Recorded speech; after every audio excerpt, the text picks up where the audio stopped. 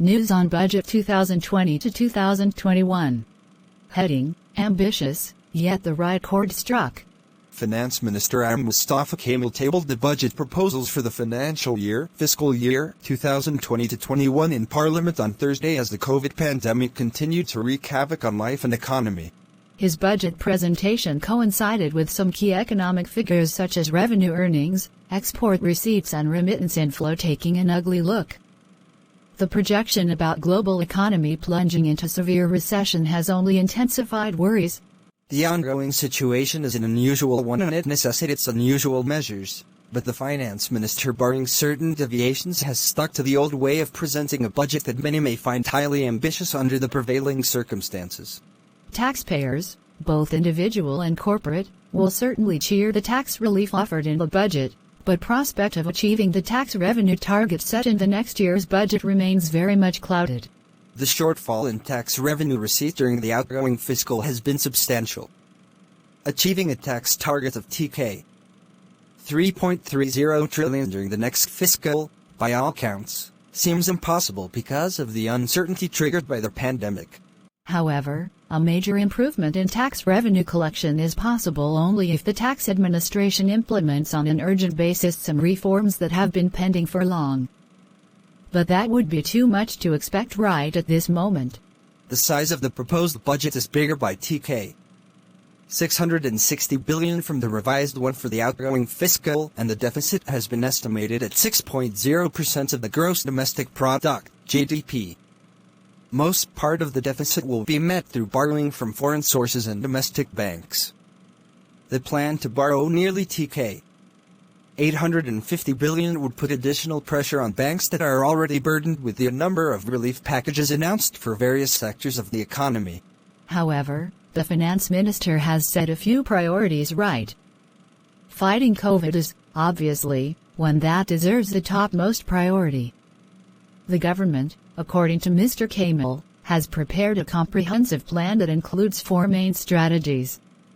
The first strategy relates to cutting of luxury expenditures and prioritizes government spending that creates jobs. The government should have slashed allocations in the budget for large infrastructural projects that usually make little contribution to the job creation. Funds could have been diverted to labor-intensive projects in both rural and urban areas in the short term. The government, as expected, has rightly expanded the safety net programs. This was necessary to reverse the poverty reduction trend triggered by the pandemic. The gain that the country achieved in poverty reduction during the last 3 decades is about to be erased because of the pandemic. But what remains a major challenge is taking the benefits of safety net program to the target group of population. There was a general expectation that the health sector would get a substantial volume of allocation in the proposed budget. The government has raised allocation, but not up to the expectation of most people. It is now widely believed that coronavirus will be staying with us for some more time. So, to deal with it, the government has deployed a substantial volume of resources to create more facilities for treatment of COVID patients and conduct research activities. The finance minister has proposed a block allocation of TK.100 billion to meet COVID-related emergencies. Besides, the government has taken up 2 projects at a cost of TK 25 billion. The World Bank and the Asian Development Bank are providing funds for the projects. Another notable aspect of the proposed budget is the opportunity offered to legalize undisclosed money and house property. The finance minister backed this move by saying, "Extraordinary time demand extraordinary measures." There has not been much uproar over the issue of legalizing undisclosed money this time. Similar opportunity offered in the past budgets, however, did not bring much fiscal benefits for the government. The budget offers tax benefits to the export-oriented industries, but it runs short of providing a guideline for those on how to survive the onslaught if the pandemic prolongs. The situation demands that the economy be made inward-looking for some time as a means to survive the pandemic. The decline in remittance inflow has already created a negative effect on the demand situation in the economy. The proposed budget should have measures, fiscal or otherwise, to generate sufficient demand in the economy. However, it all depends on how long the pandemic rules over lives and livelihoods. The economy is unlikely to be on full gear with the pandemic remaining in place. In such a fluid situation, expecting the GDP to grow at a rate of 8.2% in the next fiscal sounds unrealistic.